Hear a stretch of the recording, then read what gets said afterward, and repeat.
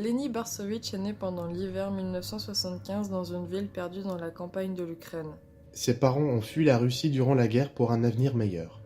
Il a toujours eu une éducation très stricte et dure, en particulier avec les cours puisque dès la moindre mauvaise note, ces derniers le punissaient durant tout le week-end. Il restait dans sa chambre sans boire et manger. Pour ajouter une couche, les parents de Leni empêchaient leur unique enfant de sortir pour aller voir d'autres enfants pour s'amuser. Il n'a jamais pu connaître le sentiment d'avoir des amis, de sourire, de rigoler, d'être heureux. Un jour, Leni décida d'inverser la donne en changeant radicalement de mentalité pour ne plus subir la pression de ses parents au quotidien. Ce jour-là, les parents de Leni étaient sortis faire quelques courses. Leni se décida alors de les attendre, mais pas comme d'habitude cette fois-ci. Il est parti dans la cuisine chercher un couteau qui était posé sur la table à manger. Il s'est mis ensuite en plein milieu du salon, tout juste en face de la porte d'entrée. Puis le temps passait. Les heures tournaient. Ses parents finissent par rentrer. À leur grande surprise, ils trouvèrent leur enfant debout, en plein milieu du salon, en train de les regarder, tenant un grand couteau dans la main droite et un autre plus petit et moins imposant dans la main gauche.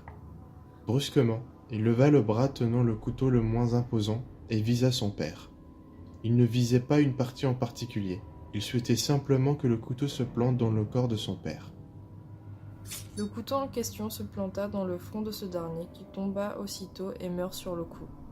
Vint le tour de sa mère qui était en état de choc face à la scène macabre qui venait de se dérouler devant ses yeux. Leni se mit à courir vers sa mère en visant son ventre. Il planta son couteau entièrement dans cette dernière.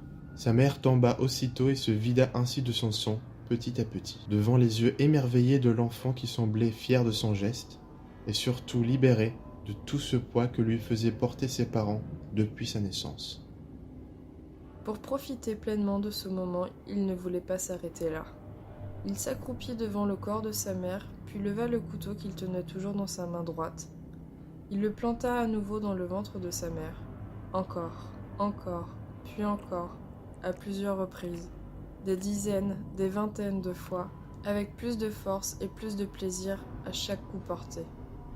Muni d'un grand sourire et d'une grande satisfaction, Leni se décida alors enfin de porter le coup de grâce.